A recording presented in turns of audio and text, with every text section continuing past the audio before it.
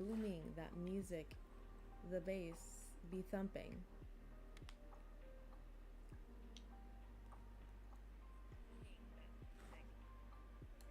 It's intense. We love it. It's a vibe. It's a whole vibe. It's fantastic.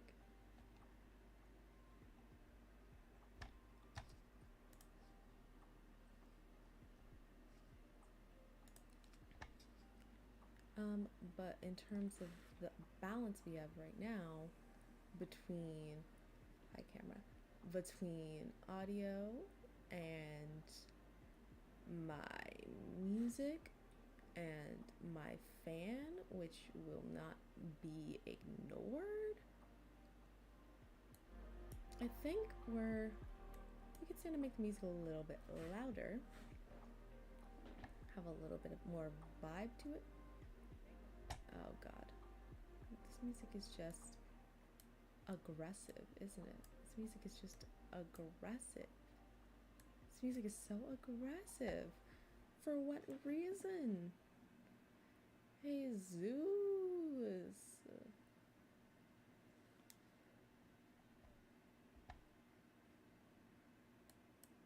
I'm just trying to make a vibe, and this music is trying to be a nuisance. Oh my lord, it just keeps getting so aggressive. I just want to chat. I just want to chat with my squadron about a book. I think this is good though. Oh, knocked my entire glasses off of my face because I'm good at my life. Hello, salutations friends, my name is Brianna Gilman Bond, otherwise known as No Ordinary Scholar, and The People of Ostrich Mountain is the book that we are talking about today. I have all of the cord spaghetti over here, but that's fine, it's not on camera, you can't see it. This is a book I got as an ARC from NetGalley, and it was very good book. It was a very good book. I really, really enjoyed it. But there's some stuff to chat about. There's stuff to chat about. Okay. Transfer over my page with my actual notes. Yes, I did. Yeet. Okay. So first, let's talk about the plot of the book. So we start our story. The whole thing takes place in Kenya, and it takes place around the colonization. It takes place around the time of colonization and of the revolution in Kenya. At first, these white people that are taking over they're definitely invasive to the way of life of the people there, but palatable, tolerable. We can ignore them they're not completely interrupting life. But there's a point in which a group of rebels ends up killing why do I look so shiny? A group of rebels ends up killing one of the priests that has been a part of the whole let's take everything over situation. So a group of rebels kills this priest, and at that point the colonizers start completely abusing the entire community. They are doing these armed midnight raids, which often it results in people dying, and it's also obviously disrupting their sleep. They destroy the crops. They're stealing and killing people's animals, and it truly can just destroys the local economy of at least the people that we are seeing in this original village here. Our main character Wambui is so autistic. She's so amazingly autistic, and I love it. She is in this village that we're looking at. She's extremely skilled with math and numbers, and she ends up going to a different town to study it, not specifically mathematics, but she goes to another school to study and takes all of their like advanced mathematics courses, and it's all at this very prestigious school in Kenya. She does extremely well in this school, and when she graduates, it had been expected that she would go on to go to college and become a like highly advanced professional in the field, whatnot. But because of how aggressively the white folks are fucking over the economy and whatnot of her hometown, she needs to go to work immediately so she can help her family survive, help her parents and siblings and other members of her community survive. And later she ends up leaving. She originally takes a job teaching at the school that she'd gone to, but she hates it. So she leaves the job and starts working at her father-in-law's hardware store. The story goes like a long period of time. So she starts working at her father-in-law's hardware store and blows that business through the glass ceiling. They get money, help all of their family and community get money. She is, I think, Mama Muthoyu is what they... No, I was close.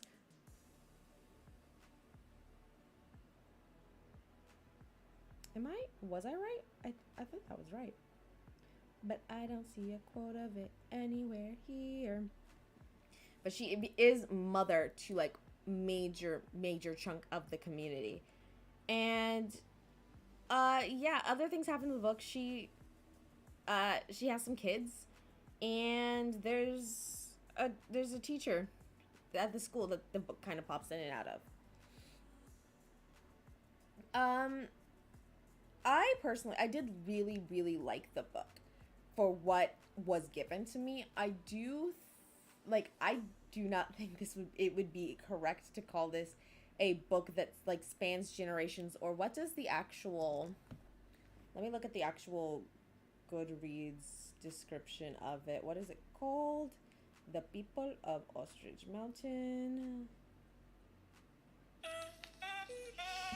Can I help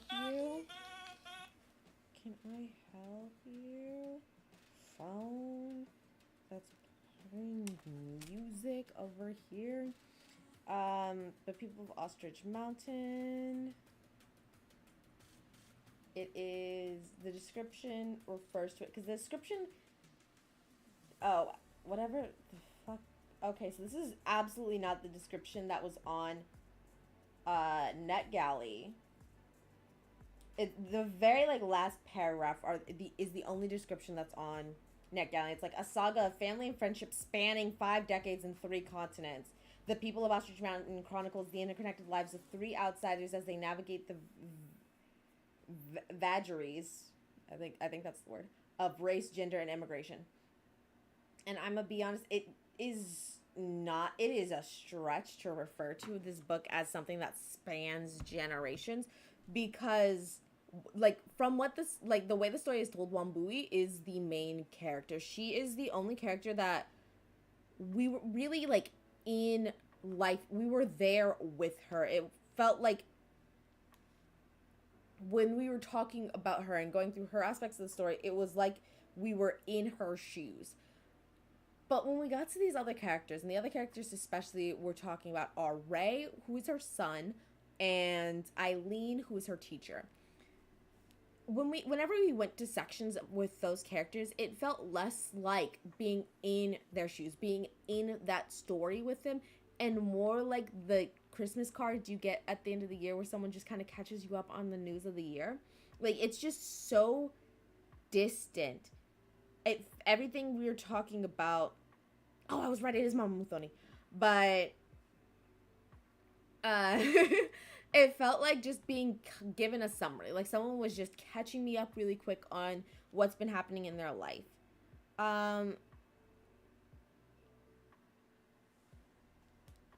Eileen, I felt like we had more interaction with, but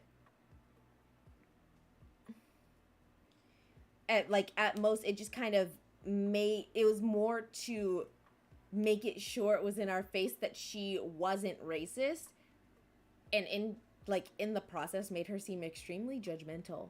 But like that was the point of it, was to like make it blatantly in your face. Hey, she's one of the good ones. We'll come back to her though. Like the way the author approaches scenes with them is just so completely different than the way scenes with Wambui were approached. And it felt so distant. It did not feel as intimate in those scenes. And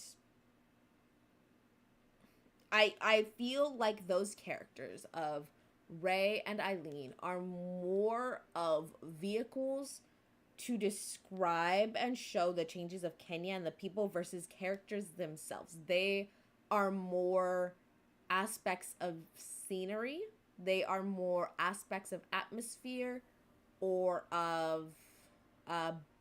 of exposition as opposed to full characters, which is what we got with Wambui. Like, we were hanging out with Ray. One of our first scenes with him is one of our first like chapters with him. He tries out for the football soccer team, and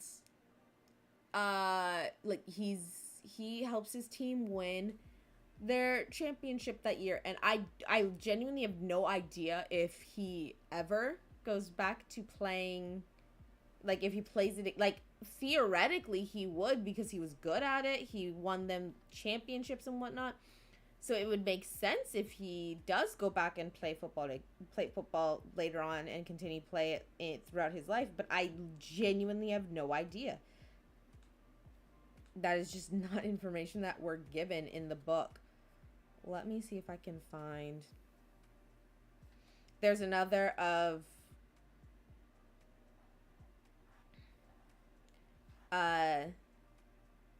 Ray has a stutter in the book, and I feel as if I remember, he doesn't always use it, but I have no idea if maybe it's something that, because he's going to medical school and he's almost constantly stuttering when he's in a medical setting.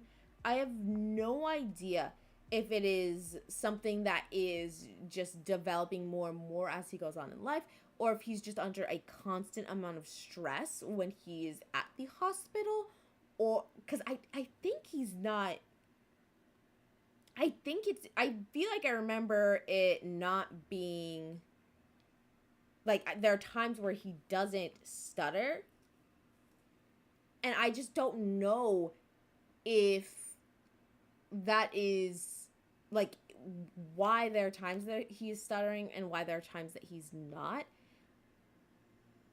or if maybe it's not supposed to be sometimes it is, sometimes it's not, sometimes maybe it's progressive. Like this is like a major aspect of the characterization of the character. Most of we see like some dialogue with this character, and they made this choice with him, but it's just kind of tacked on there. I know nothing about how this is associated with the character, being that it's not something that's consistent.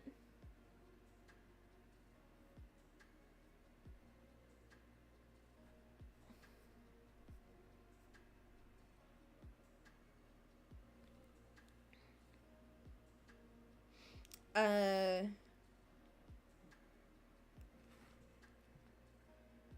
it just, as there were things going on for him in the story, but it all just kind of felt clinical.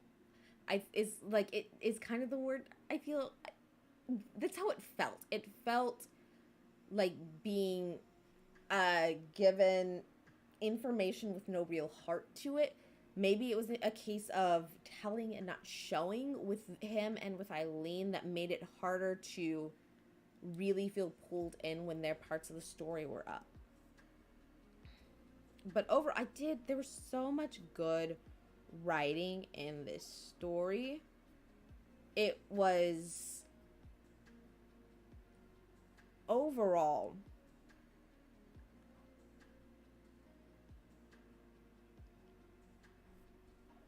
Overall, the story makes you feel where it wants you to feel, but I just couldn't feel like I don't feel the same about any of the characters as I do Wambui. Like, for example, there's a section in the story where they're talking about like how difficult medical school is, and they describe several kids that didn't until make it up to the next progression of medical school. You had students that uh they described like a student that broke down. They described a student that ended up committing suicide. uh and but like the way they describe those scenes is the way they describe any scenes with any of the characters outside of Wambui. And again, like, we're not saying every single character in here isn't a main character, especially when there's one who the writing is just so much more in depth.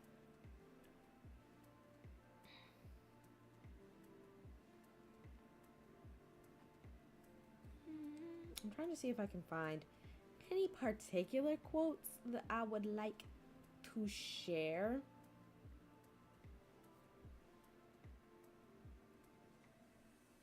Oh my god, can I show you one of Wambui's obvious tism quotes? It's on page 5 of my notes. Right here.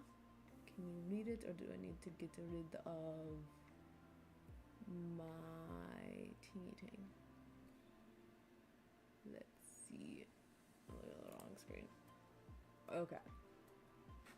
Like this quote right here, the top right. Mathematics came naturally to Wambui. It always had. Even before she learned to count in Standard 1, she'd already developed an unconscious habit of counting things that didn't need to be counted or sorting them in numeric clusters. If any of her siblings came across an arrangement of sticks or pebbles arranged in multiples of 3 or 5 or any other number, they could reliably deduce she had been there before them. It's great. I adore her. There was also another instance where they're talking about how she's so good at like finding directions, and she's like counting the number of buildings in between streets, or she's counting the number of streets that she needs to pass before she needs to turn. She's counting the number of trees that she needs to pass before she needs to make a turn, stuff like that. It's icon.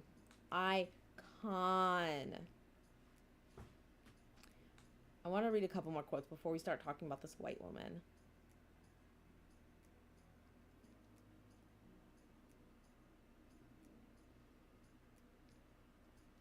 Mathoni is not.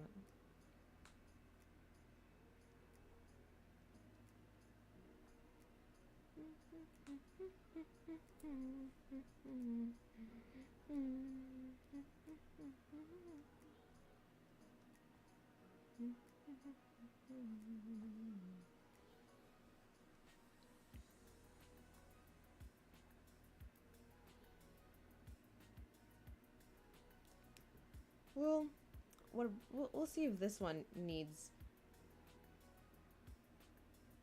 Here, we'll do this. This is a scene describing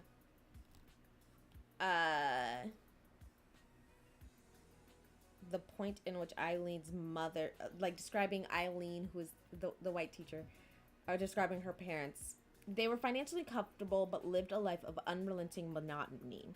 Eileen often wondered whether her decision to go to Africa had been subconsciously informed by a desire not to live out her life's journey in those same well-worn furrows of a predictable English middle-class existence. Most people have considered her parents' life desirable, even enviable, with a house that was fully paid for and an adequate pension in their sunset years, yet there was nary a hint of joy or excitement when she talked with them. It was almost as if they had made a rueful discovery, a little too late, that they had been lied to, that all the things they'd been told would bring them happiness had turned out to be nothing more than a mirage.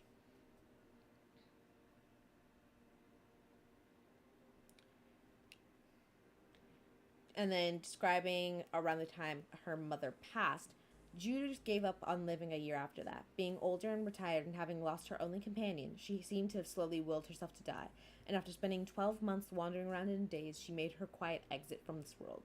They found her in her bed in her nightdress, looking as if she was sleeping peacefully. What was unusual was the noticeable odor of decomposition in the air. Like there's good writing in this story.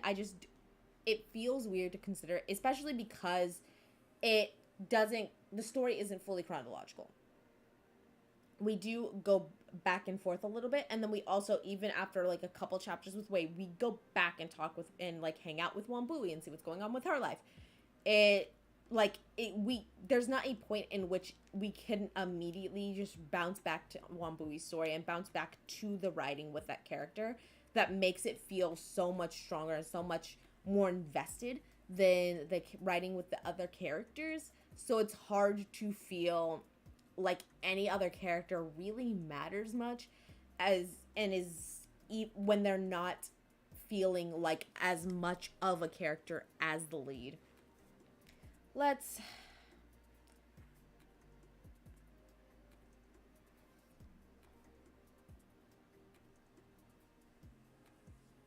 Another thing I was saying about race stutter, and a reason why that feels like a major thing that I wish I had more information on, is because I feel like I should know him better than I currently do. I feel like I should know whether or not this is this is just a constant, like, this automatically triggers, this is a disability type thing, or if he is just under particular stress in these moments and I should be aiming to have some degree of sympathy. Can we click on the thing I want to click on? Thank you.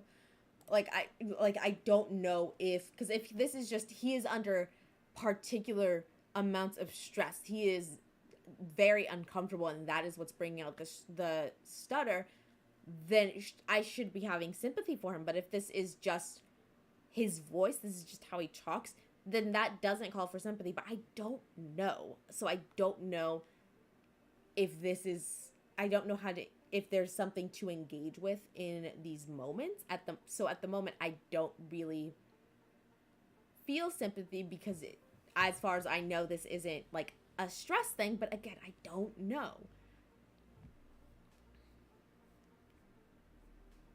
But the only consistency about it is that it is always when he is talking when he's at the hospital. He's consistently has the stutter when he's at the hospital. But again, I have no idea if this is supposed to be a stutter, because it goes with him the entirety of his time at the hospital. Let's talk about Eileen. There's an interesting concept at work here with Eileen. And the idea the author wants to go across with Eileen is this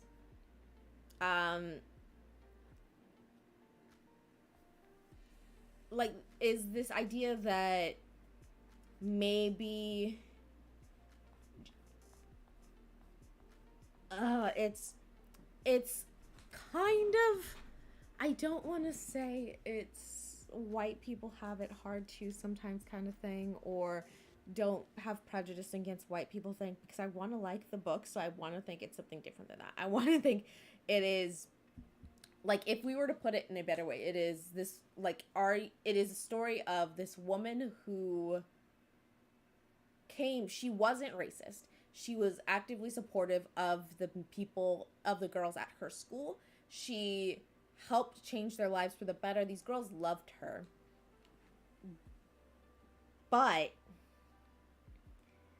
my issue with that is the author does try to intentionally equate her experience to the experience of POC in white countries. Very blatantly makes that comparison. There is a point where she goes back to England because the school after the revolution wanted Kenyan teachers at the school, so she was fired, and because of that she didn't have a visa, so she had to go back to England. And she's at a retirement facility where a Muslim man works, and at least I believe he is. And one of the other residents starts going on this racist rant to him, and she calls him over and starts being nice. He's like, "Don't worry, I know it's like to feel like an outsider." And like, it's the thing is, it's really such a white woman thing to do. It really is. But the thing that really gets me, and the thing that makes it like so hard for me to take her seriously as a person, is that there's a point in which she literally says in her narrative, had they stood outside an Uchumi supermarket pointing at her and identifying her as a foreigner who was taking over their country, this woman literally came over on the colonizing ships. She rode the colonizing trains. Like, ma'am, that is quite literally what you are doing. It is the thing that bothers me is we can talk about how you were part of the system, but you were the quote unquote good apple of the system, and how you did good with whatever situation you were already inside of without trying to paint you as some whole innocent that wasn't actively a part of a murderous system. Because again, if you're the good apple, it was a intentionally poisoned batch of apples. So frankly, they would have been better off without you, but you weren't the literal worst they could have gotten, when the worst they could have gotten was active suppression of their identities. Like, that's the thing that really bothered me with this character, is the ignorance of how she was actively a part of this brutal system that you still, from, like, you see how at different points they completely, like, wreck and demonize and disrupt the system of the world that we're in. And yes, we are following a character, Wambui and her family. They are characters that have they had a good go at it, if that makes sense. Like, they turned out good because Wambui was able to help pull them into a better position. But people were literally, like, that is through the luck of her being able to be good at what she was doing. You know, she was good at mathematics. She was good in school, and so she was an easy choice. She was picked up to do the teaching job, and so she was able to make money that way. But that wasn't always an option. So, like, we're following a family that ended up winning at capitalism, as capitalism was forced upon this community. But we're also still mentioning the families that didn't win at this capitalism, that did crumble, that were starving, that were killing, that were dying or being killed and dying, that couldn't afford much of anything else. We're talking about the corruption that is brought into the visa systems in this country, as like reference to how visas, not reference, but which is similar isn't the word, but like, this is how difficult getting a visa from somewhere outside of like global north countries is. It's absolutely it's difficult, it's brutal, and it can completely ruin your life because there's no value seen in people and of the global south in general. And so these countries feel like they aren't missing out by forcing strictness on their ability to get out into these other countries. But we're seeing that the only reason why Ray was able to get a visa and go to the US to continue working in medicine is because his mother, who was winning at capitalism, had connections that let him proceed. But had he not had these connections, had he not been able to make these things work, as most people would not have, then he would have been royally fucked. Like, we're seeing, like, as a system, we are seeing what someone who is able to provide and help support their community, and how that comes back to her in the favors that people extend to her.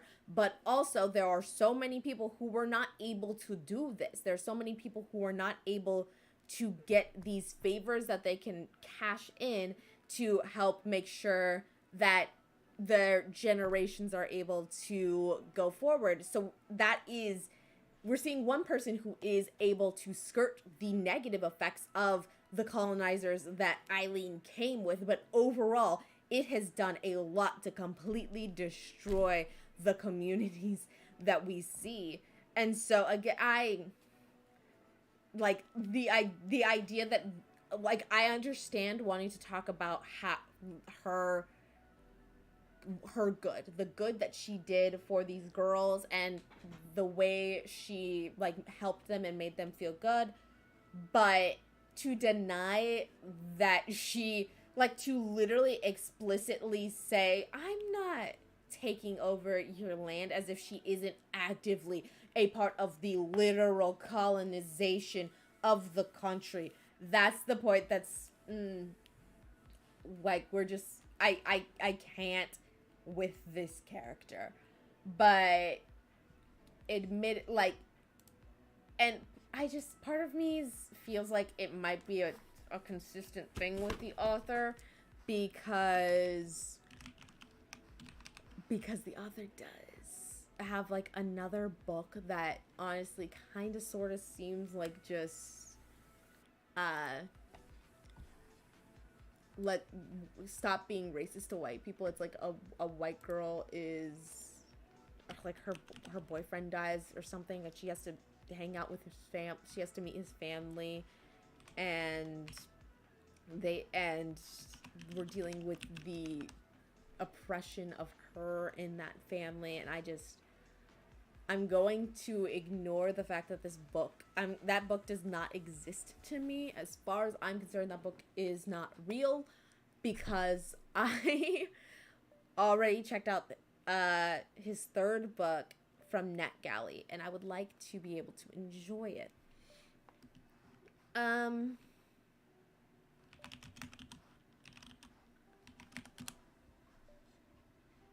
you don't have permission to access the resource. The last thing I have to say about this is not as intense a thing, but it did, like, have a slight impact on my reading. The audiobook, it's not that I don't recommend it, but just be warned.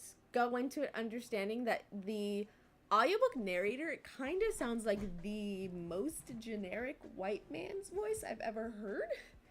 Like, I hate to say it, but I genuinely, when I heard the voice at first, I genuinely looked to make sure that it wasn't AI generated. It just does, it threw me off. I didn't love it. And there were also some points where you can tell that the author was, like, tripping up on some of the words, and so they had to they had mispronounced the words, so they had to re-record them. I think the one that stuck out the most to me was segue, the word segue they had to re-record. But yeah, the audiobook was not it's not my favorite narrator I've ever heard. It was, like, they did a good job, just the voice itself was not my favorite. But yeah. Otherwise, I did, again, really, really, really enjoy this book. I thought the writing style was amazing. I love Wambui. I'm obsessed with Wambui.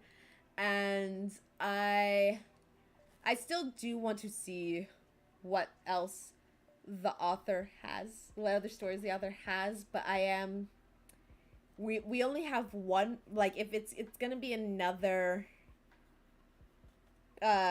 white apologist story, it might be the last for me from this author.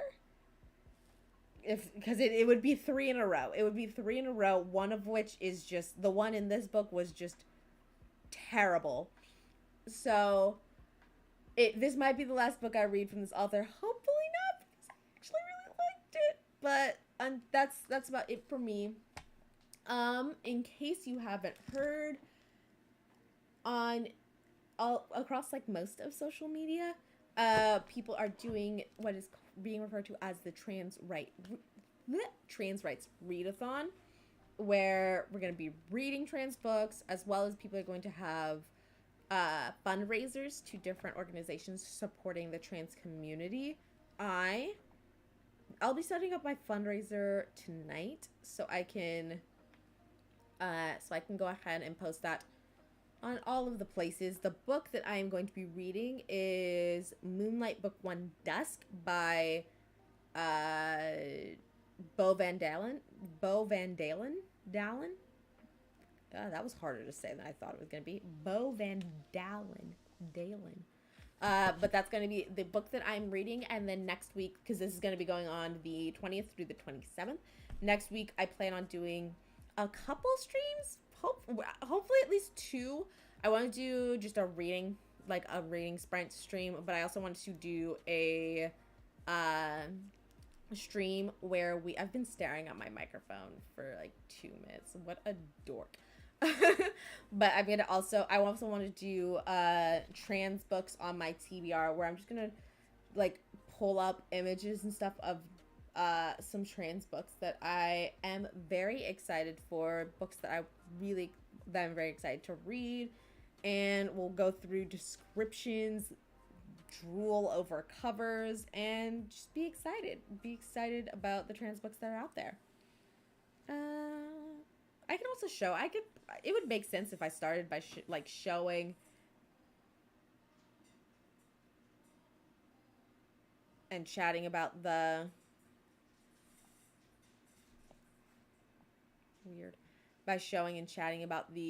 book that I'm like actually reading. But yeah, that is something to look forward to next week.